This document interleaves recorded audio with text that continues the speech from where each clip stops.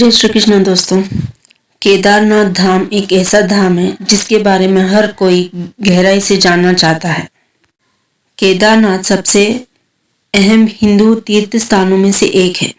मंदाकिनी नदी के किनारे चोराबाड़ी ग्लेशियर उत्तराखंड में मौजूद केदारनाथ भारत के सबसे ऊंचे ज्योतिर्लिंग में से एक है।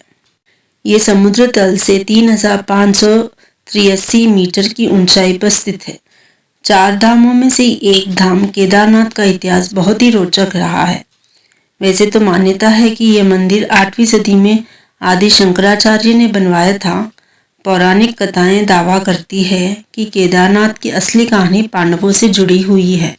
हिमालय पर्वत की गोद में स्थित केदारनाथ शिव भक्तों के लिए एक पावन जगह है। इसे 12 ज्योतिर्लिंगों में से एक माना जाता है। यहाँ दर्शन करने मात्र से भक्तों को मोक्ष की प्राप्ति हो जाती है।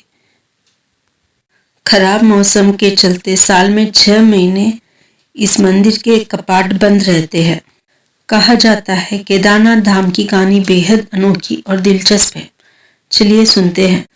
कथा के अनुसार पांडवों की भक्ति से प्रसन्न होकर भगवान शिव ने उन्हें हत्या के पाप से मुक्त कर दिया था। यहाँ की प्रतिकूल जलवायु के कारण यह मंदिर अप्रैल से नवंबर माह के मध्य ही दर्शन के लिए खुलता है।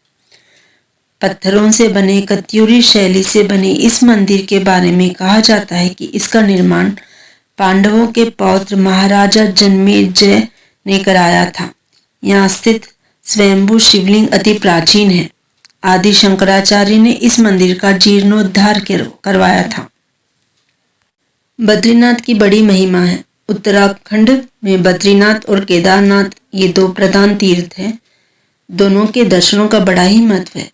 केदारनाथ के संबंध में ये कहा जाता है कि जो व्यक्ति केदारनाथ के दर्शन किए बिना बद्रीनाथ की यात्रा करते हैं उनकी यात्रा निष्फल रहती है और केदारनाथ सहित नर नारायण मूर्ति के दर्शन का फल समस्त पापों को नाश कर देता है और मोक्ष प्रदायी है।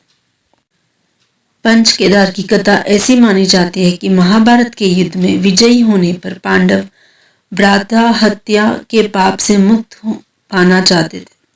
इसके लिए वे भगवान शंकर का आशीर्वाद पाना चाहते थे, लेकिन वे उन लोगों से रुष्ट हो गए थे। भगवान शंकर के दर्शन के लिए पांडव काशी गए, पर वे उन्हें वहां नहीं मिले। वे लोग उन्हें खोजते हुए हिमालय तक आ पहुंचे। भगवान शंकर पांडवों को दर्शन नहीं देना चाहते थे, इसलिए वे वहां से अंतर्ध्यान होकर केदार में जा बसे। दूसरी ओर पांडवों में भी लगन पक्की थी। वे उनका पीछा करते करते केदार पहुंच गए। भगवान शंकर ने तब तक बैल का रूप धारण कर लिया और वे अन्य पशुओं में जा मिले। पांडवों का संदेह हो गया, अतः भीम ने अपना विशाल रूप धारण कर 2 पहाड़ों पर पैर फैला दिए। अन्य सब गाय बैल तो निकल गए, पर शंकर जी रूपी बैल पैर के नीचे से जाने को तैयार नहीं हुए। भीम बलपूर्वक इस बैल पर झपटे, लेकिन बैल भूमि में अंतर्ध्यान होने लगा।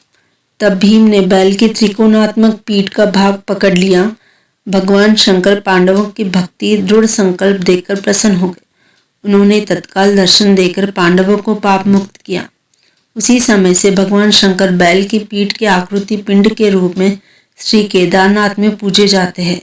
ऐसा माना जाता है कि जब भगवान शंकर बैल के रूप में अंतर्ध्यान हुए तो उनके धड़ से ऊपर का भाग काठमांडू में प्रकट हुआ। अब वहाँ पशुपतिनाथ का प्रसिद्ध मंदिर है।